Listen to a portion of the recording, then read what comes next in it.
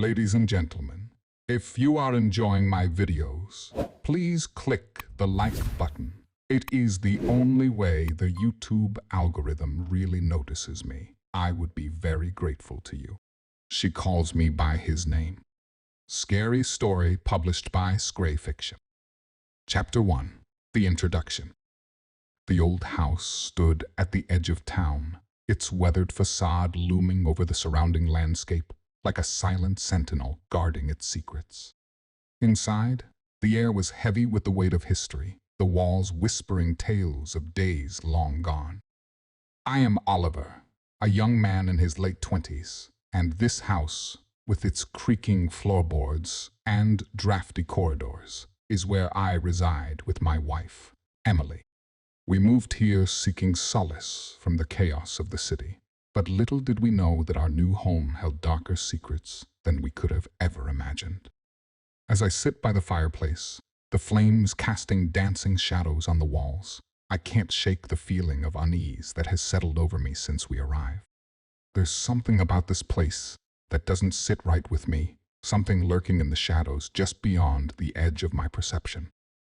Emily, oblivious to my growing discomfort, moves about the house with a sense of ease that eludes me. She hums softly to herself as she unpacks boxes, her laughter echoing through the empty rooms. But beneath her cheerful facade, I sense a tension, a strain that she tries to conceal from me. It's late, when we finally retire to bed, the darkness pressing in on us from all sides. As I drift into a fitful sleep, I am jolted awake by the sound of Emily's voice. But it's not her voice that scared me. It's the name she whispers in her sleep. "Michael," she murmurs, her voice barely audible above the rustling of the sheets. My heart clenches in my chest as I realize that she's calling out to another man, a man whose name I've never heard before. I lie there in the darkness, my mind racing with 1,000 questions. Who is Michael? And why is my wife calling out his name in her sleep? The answers elude me, slipping through my fingers like grains of sand. Morning comes, bringing with it a sense of dread that lingers in the air like a thick fog.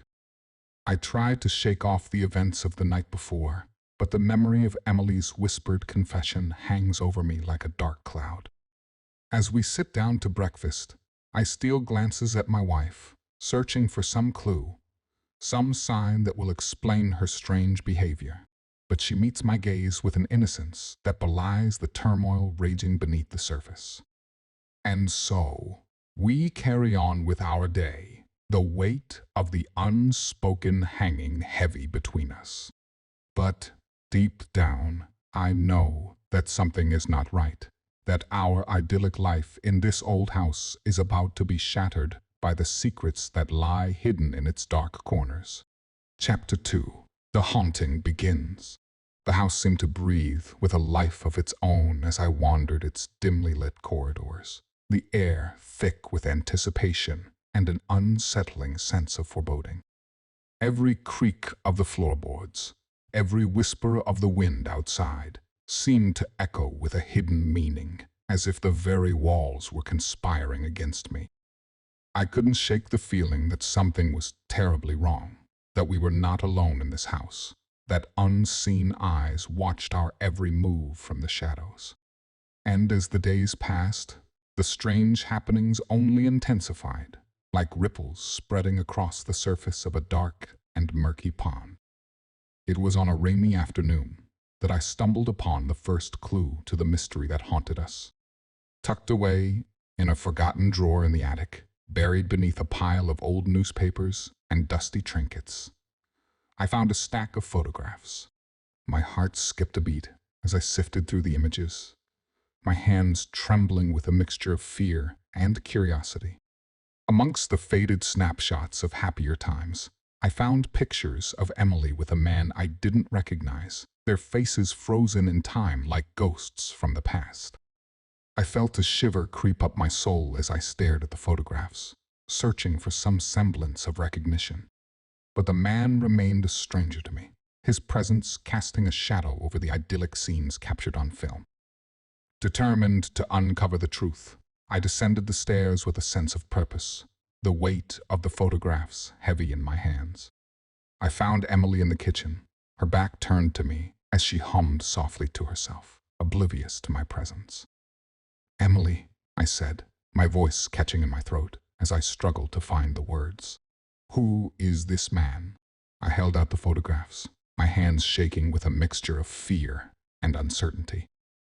Emily turned to face me, her expression unreadable as she glanced at the images in my hands. For a moment, her eyes flickered with recognition, a fleeting glimpse of something dark and troubled lurking beneath the surface. But then, just as quickly as it had appeared, the moment passed, and Emily's mask slipped back into place. "I don't know who that is," she said, her voice steady despite the tremor in her hands. "I've never seen him before in my life." I wanted to believe her, to accept her words at face value and bury the photographs away, along with the memories they evoked. But the nagging doubt remained, gnawing at the edges of my mind like a hungry beast. And so, we stood there in silence, the photographs lying between us like an unspoken accusation. I knew then that our idyllic life in this old house was about to be shattered, torn apart by the secrets that lay hidden in the shadows. Chapter 3: The Past Unveiled. The photographs haunted my dreams, their images etched into my mind like scars on flesh. Night after night, I found myself tossing and turning, tormented by visions of Emily and the mysterious man from the past. Desperate for answers, I delved deeper into Emily's past, determined to uncover the truth behind the enigmatic photographs.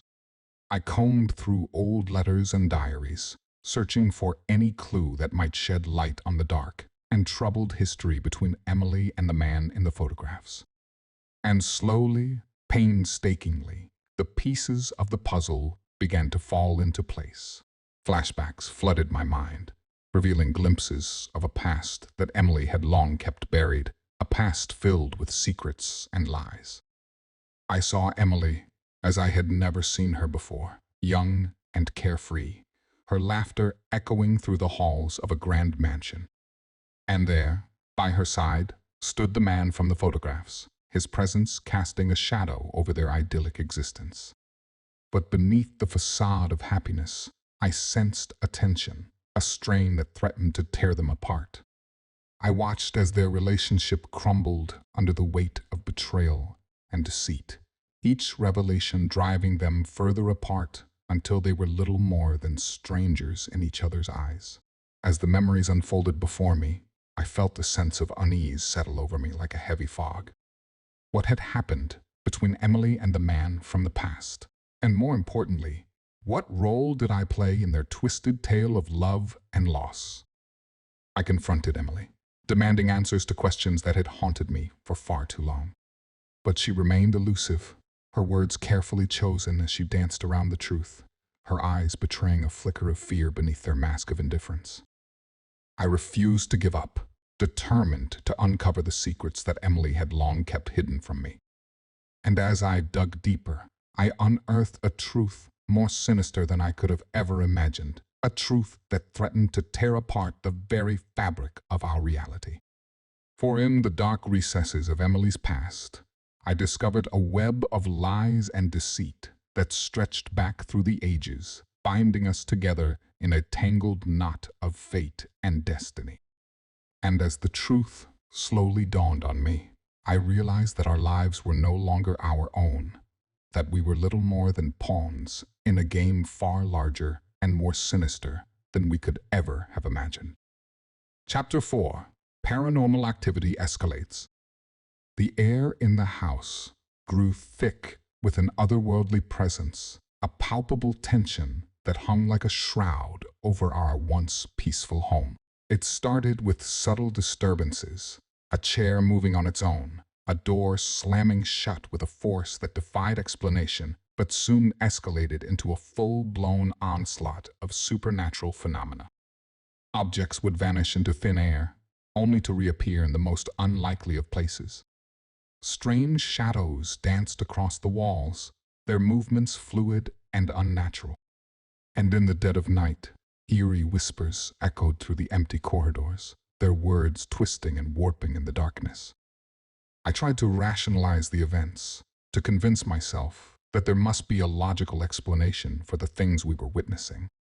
But as the days turned into weeks and the disturbances showed no signs of abating, my sanity began to unravel like a frayed thread.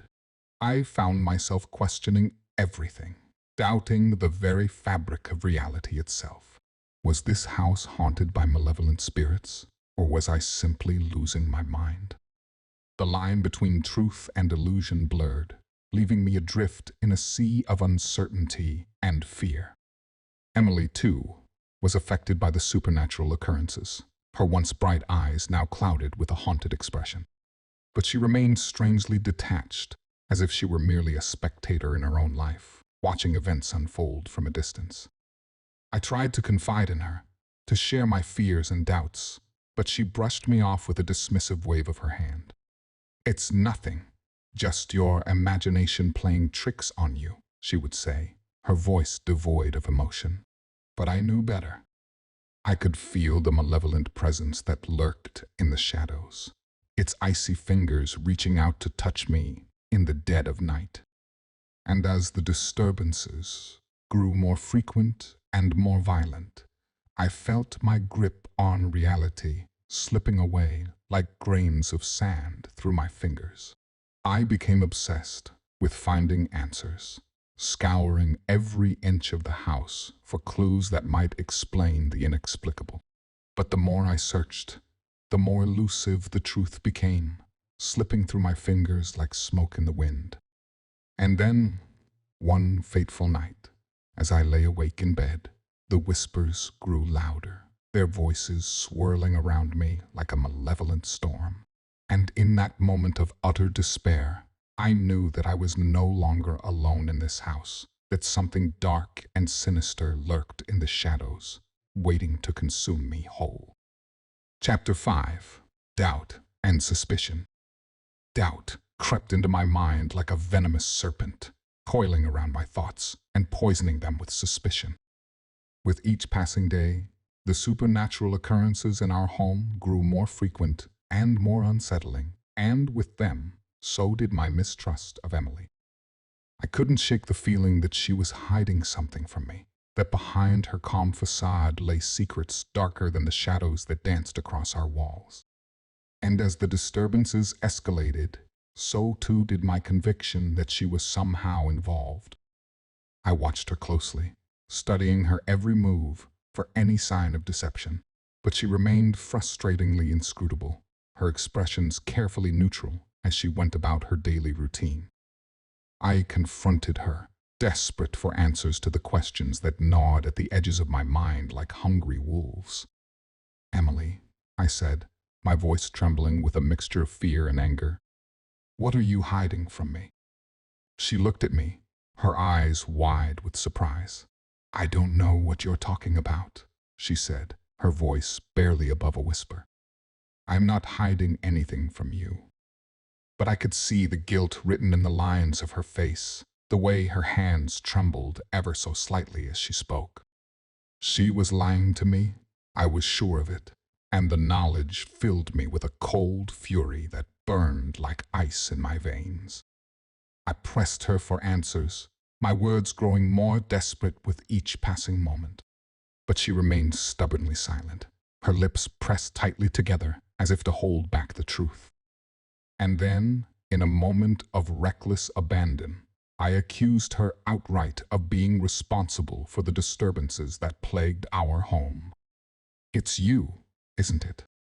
I shouted, my voice echoing through the empty rooms. "You're the one behind all of this."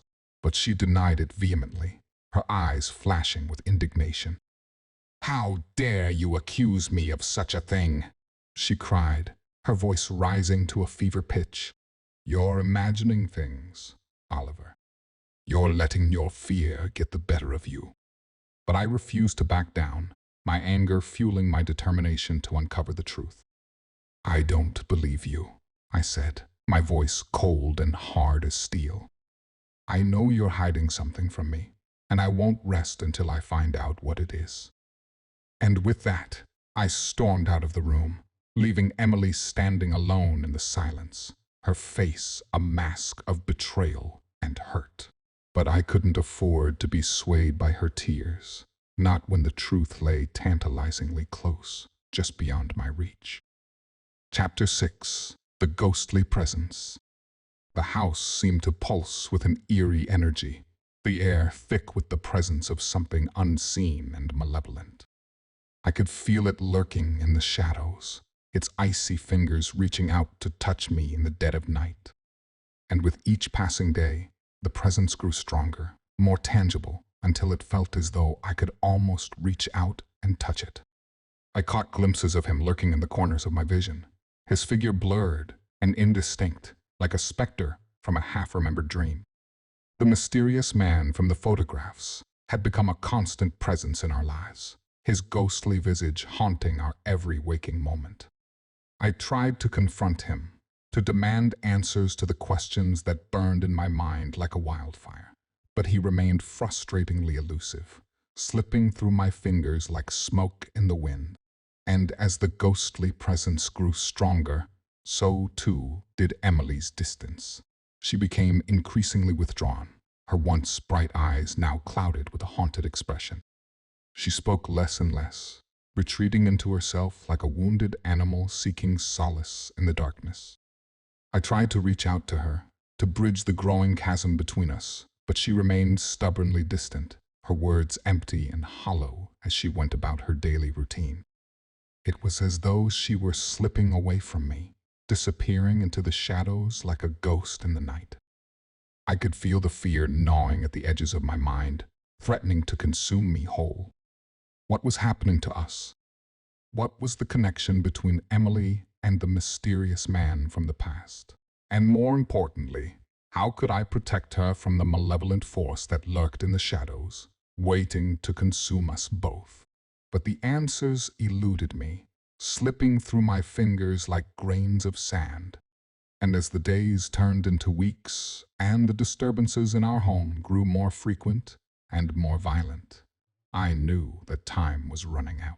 I vowed to uncover the truth, no matter the cost, to face the darkness head-on and emerge victorious. But as I stood on the precipice of the unknown, staring into the abyss that lay before me, I couldn't shake the feeling that something far more sinister lurked in the shadows, waiting to drag us both down into the depths of despair. Chapter 7. Descent into Madness. The walls of the house seemed to close in around me, their once comforting embrace now suffocating me with their oppressive presence. I could feel the tendrils of madness creeping into my mind, twisting and warping my perceptions, until I could no longer distinguish between what was real and what was imagined. The ghostly presence of the mysterious man from the past haunted my every waking moment, his spectral figure looming in the shadows, like a specter from a half-remembered dream. I would catch glimpses of him out of the corner of my eye, his face blurred and indistinct, like a phantom from another world. But it wasn't just the ghostly apparition that tormented me. It was the doubt, the gnawing uncertainty that ate away at the edges of my sanity like a ravenous beast. I questioned everything, from the reality of our surroundings to the very fabric of my own existence. Was I losing my mind? Had the stress and strain of our ordeal finally pushed me over the edge into madness?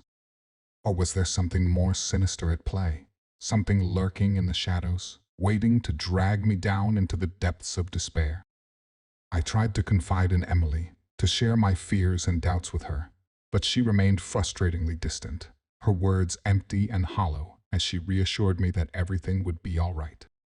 But I could see the fear lurking behind her eyes, the same fear that gripped me with its icy fingers and refused to let go. I retreated into myself, withdrawing from the world outside as I struggled to make sense of the chaos that raged within my mind. Visions of the man from Emily's past haunted my dreams, his face twisted into a grotesque caricature of humanity as he whispered dark secrets into the depths of my subconscious. I tried to banish the visions, to push them away and pretend that they didn't exist, but they clung to me like a shadow, refusing to be ignored. And as the days turned into weeks, and the disturbances in our home grew more frequent and more violent, I felt myself slipping further and further away from reality, until I could no longer trust my own senses.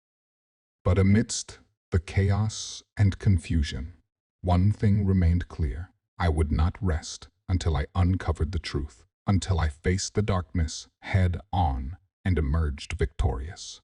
For I knew that only by confronting the demons that lurked in the shadows could I hope to reclaim my sanity and emerge from the depths of madness unscathed.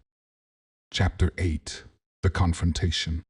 The time had come to face the source of our torment head-on, to confront the ghostly presence that haunted our every waking moment.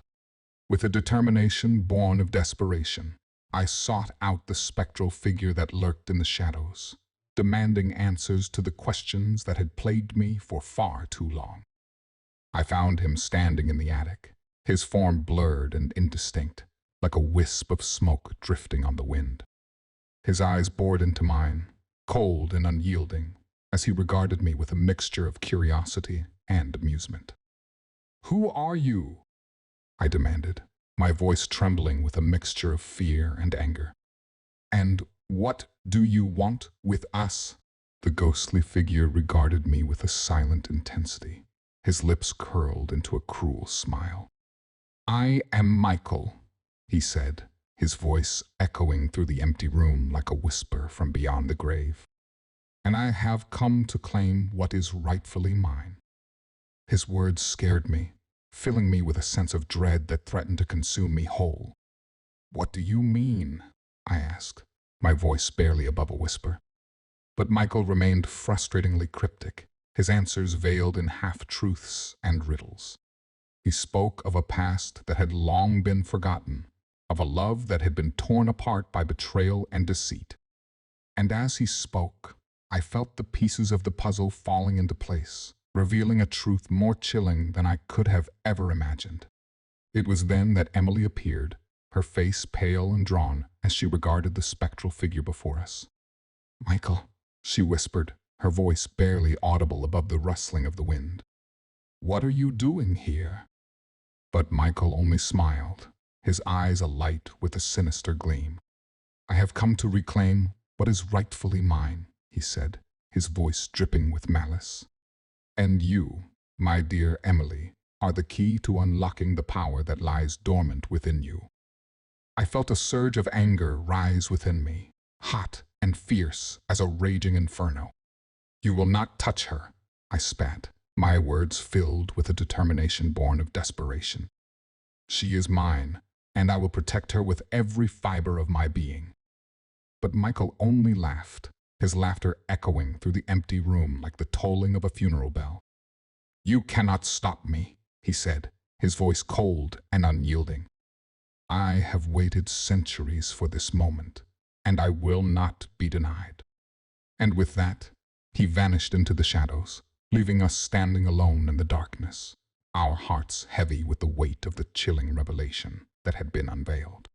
For in that moment, I realized that our lives were no longer our own, that we were little more than pawns in a game far larger and more sinister than we could ever have imagined.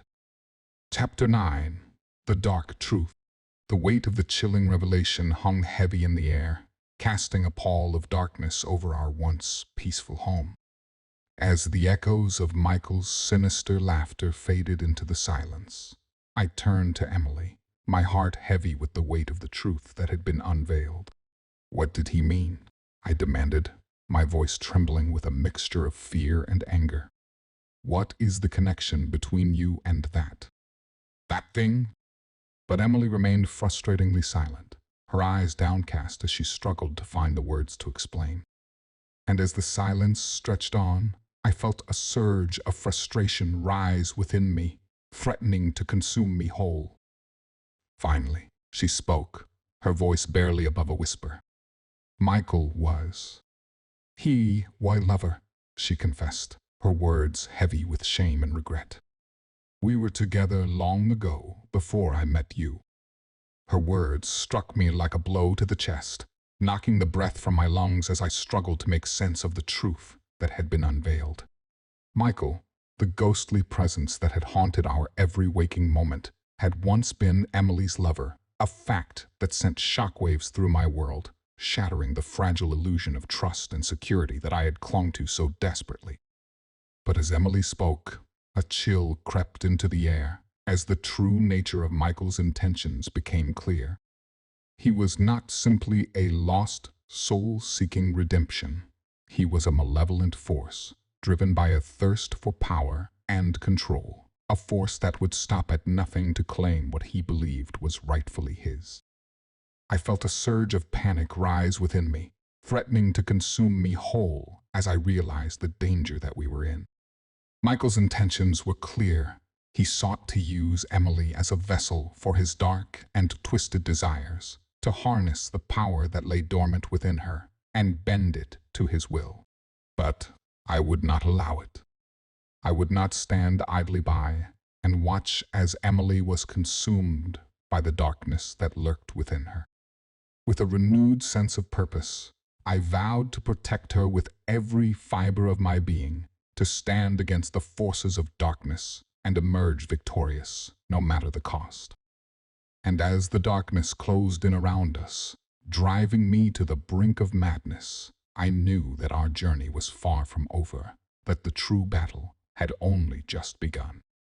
But with Emily by my side, I was ready to face whatever horrors awaited us, to confront the darkness head-on and emerge victorious, no matter the cost.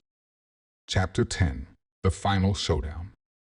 The time had come to confront the malevolent force that had haunted us, to stand against the darkness and reclaim our lives from its icy grip.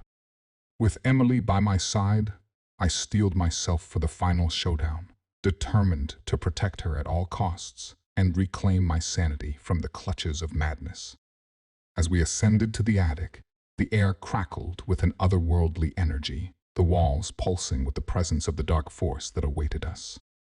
I could feel its malevolent gaze boring into my soul, filling me with a sense of dread that threatened to consume me whole.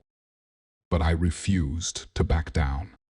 With a determination born of desperation, I stepped forward, facing the darkness head-on as I prepared to do battle with the forces that sought to tear us apart. The room was shrouded in darkness, the only light coming from the flickering glow of a single candle that cast eerie shadows on the walls. And there, in the center of the room, stood Michael, his form blurred and indistinct, like a wraith from the depths of the underworld. "You will not harm her," I declared, my voice steady despite the fear that threatened to consume me. "You will not touch her." But Michael only laughed, his laughter echoing through the empty room like the tolling of a funeral bell. "You cannot stop me," he said, his voice dripping with malice. "I am more powerful than you could ever imagine." With a wave of his hand, he unleashed a wave of darkness that engulfed us, filling the room with a suffocating sense of despair. I felt the darkness closing in around me, threatening to swallow me whole as I struggled to maintain my grip on reality. But then, from the depths of my despair, a voice called out to me, a voice filled with strength and determination, a voice that I knew belonged to Emily. "Fight, Oliver," she said, her words cutting through the darkness like a beacon of light in the night. "You must fight." With her words ringing in my ears, I summoned every ounce of strength within me, pushing back against the darkness with a force born of desperation. I could feel the darkness recoiling, its grip weakening as I fought to reclaim my sanity and protect the woman I loved. And then, with a final burst of energy, I unleashed a wave of light that engulfed Michael, banishing him back into the depths of the darkness from whence he came. The room was filled with a blinding light, illuminating the darkness and dispelling the shadows that had plagued us for so long. As the light faded, I found myself standing alone in the attic, Emily's hand clasped tightly in mine. We had emerged victorious, our bond stronger than ever as we faced down the forces of darkness and emerged triumphant. And as we descended from the attic, the weight of the darkness lifted from our shoulders, leaving us with a sense of peace and serenity that we had not felt in far too long. For, in that moment, we knew that we had faced our demons and emerged victorious, stronger, and more resilient than ever before. Chapter 11. Redemption and Sacrifice. As the dust settled from our final showdown with the malevolent force that had haunted us, a sense of peace washed over me, filling me with a newfound clarity and purpose. With Emily by my side, I descended from the attic, the weight of the darkness lifting from my shoulders as I faced the truth that had eluded me for so long. It was then, in a moment of self-realization, that I understood the true nature of the ghostly presence that had tormented us, the truth that had been staring me in the face all along. Michael was not simply a malevolent force seeking to destroy us. He was a manifestation of my own fears and insecurities, a reflection of the darkness that lurked within my own soul. I had been blind to the truth, allowing my own doubts and fears to cloud my judgment and lead me astray.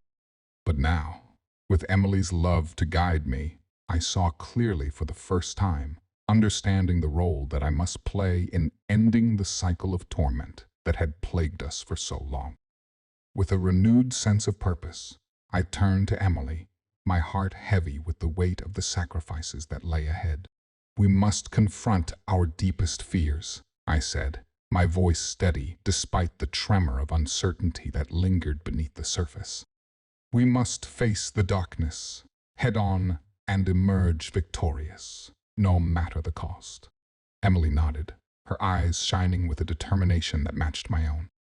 "We will do whatever it takes," she said, her voice filled with a quiet strength that warmed my soul. "Together, we can overcome anything." And so, with Emily by my side, I ventured into the darkest depths of my own mind, confronting the demons that lurked within with a courage born of desperation. I faced my deepest fears and insecurities, allowing them to wash over me like a tidal wave, threatening to engulf me in their icy embrace. But with Emily's love to guide me, I found the strength to push back against the darkness, banishing it from my mind and reclaiming my sanity from its clutches. And as the darkness receded, I felt a sense of peace wash over me, filling me with a newfound sense of hope and redemption. But our journey was far from over. With the truth finally revealed, we knew that sacrifices must be made in order to end the cycle of torment once and for all. And so, with heavy hearts and a sense of determination, we prepared to face whatever challenges lay ahead, knowing that together we could overcome anything that stood in our way. Chapter 12. With the darkness finally vanquished and the truth revealed, Emily and I emerged from our ordeal with a sense of relief and exhaustion washing over us like a tidal wave. We stood together in the quiet stillness of our home, the echoes of our journey reverberating through the empty corridors as we struggled to come to terms with the events that had transpired. For weeks, we had battled against the forces of darkness that sought to tear us apart, facing our deepest fears and insecurities with a courage born of desperation. And now, as we stood on the precipice of the unknown, we knew that we had emerged stronger together, our bond forged in the fires of adversity. But the scars of our ordeal ran deep, etched into the very fabric of our beings, like a road map of the trials we had faced. We had confronted the darkest depths of our own minds, confronting our deepest fears and insecurities with a courage that belied our frailty.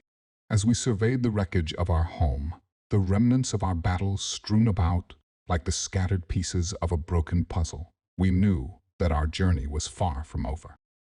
but we also knew that together we could overcome anything that stood in our way. In the days that followed, we began the process of rebuilding our lives, piecing together the fragments of our shattered reality with a determination born of desperation. We faced the challenges that lay ahead with a quiet resolve, knowing that the darkness had been banished and the truth had been revealed.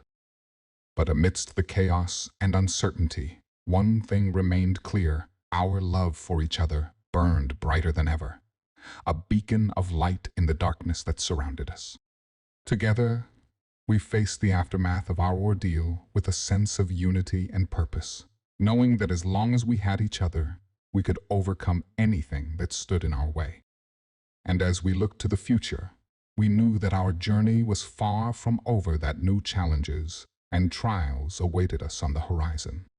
But with Emily by my side, I knew that we could face whatever the future held, emerging stronger and more resilient than ever before. For in the aftermath of our ordeal, we had learned that true strength lies not in the absence of fear, but in the courage to face it head-on, together, as one.